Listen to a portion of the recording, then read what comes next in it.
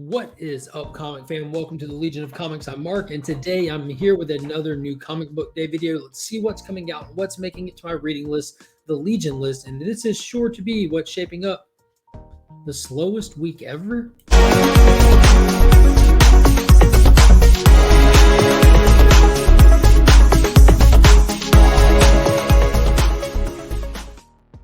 Huge thank you to Big Time Collectibles for sponsoring the channel and the monthly Legion Loot giveaway for the channel members. If you're not already following them on Facebook and Instagram, be sure to check them out. They're dropping some of the hottest variants in the game right now.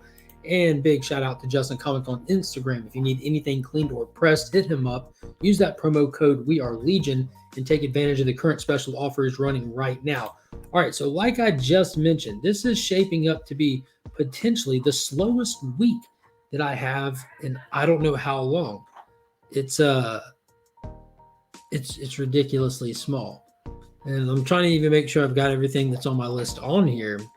So let's see. Let's just go ahead and kick it off. This is going to take just barely a minute, but first off, we have the issue 2 for the current Conan series from Ablaze Comics. They can't use the name Conan due to legal reasons, I guess. Marvel's using it, but it goes under the name Sumerian. And this is Conan, as Conan was meant to be read.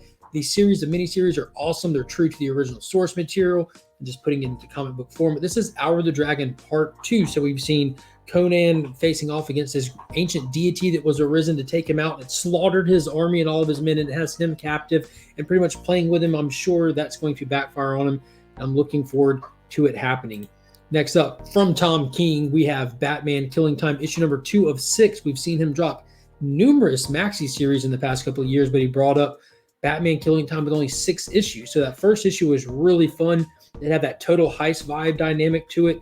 We saw the Riddler and Catwoman kind of scheme together to steal something out of this bank vault. I think it was vault number 6.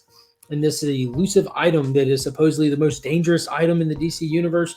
Who knows what it could be? Batman obviously is worried about it because he was able to guess what vault they tried to hit before he was even told. So I'm really excited to see what the item is, and I hope the series continues to be as dynamic as that first issue was. Next up, we have Suicide Squad issue number 14. So this is the second to last issue. And with this one, I don't really know what to say. We've just fallen on the tails of the War for Earth 3 and how that ended. And if you're curious how that ends, be sure to tune in tomorrow night for At Week's End when we do the spoiler review of that issue. So I don't really want to bring it up now, but man, I was frustrated. Not because it was poorly written, but sometimes a good villain is just hard to handle. But this issue is supposed to be giving us a Peacemaker Bloodsport face-off, and I'm curious to see how the team comes back together after they're rifted between the Rick Flag team and the Amanda Waller team. Then next up, we have Batman issue number 122. This is that Shadow War Part 2 tie-in. So Shadow War issue 1 started last week with Alpha War, or Shadow War Alpha number 1, and it started pretty strong. Joshua Williamson really knows how to write a good comic book. It was crafted well. It featured a lot of really good characters, and it was really action-packed. So I'm excited for this one. And it looks like I don't have an image card for it, but also coming out this week. Let's see, what was it? World of Krypton. That's it. Boom, bang, and just like that, pull that bad boy over. And let's get this image in here. It definitely deserves to be spotlighted. So Robert Venditti has been writing the World of Krypton series, and we have issue number 5, the second to last issue, dropping this week as well. Really pumped for this. I've been really enjoying it. Something Oming does the artwork. The same guy that did the Powers book back in the day. The characters are featured right now in crossover. This has been really good, this latter arc. But this has been fun. If you're a Superman fan and you like the whole dynamics of the early days and the last days of Krypton, that's what this pretty much is.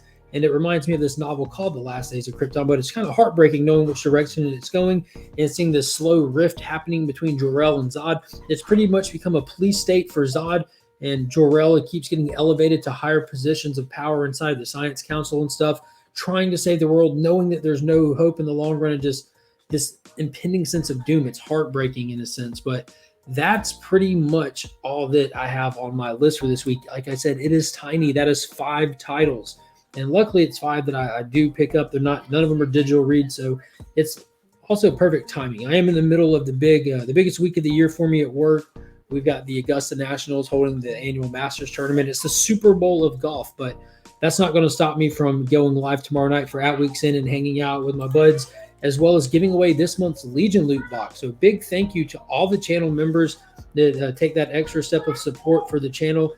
I honestly cannot thank you enough. Each and every one of these people go above and beyond.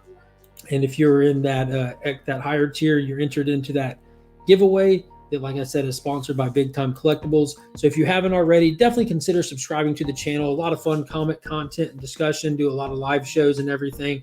And if you haven't, consider hitting that join button. Get in on the fun with the giveaways. That also comes with the loyalty badges next to your name, as well as custom emojis to throw in there. It's just a lot of fun. So big thank you to everybody.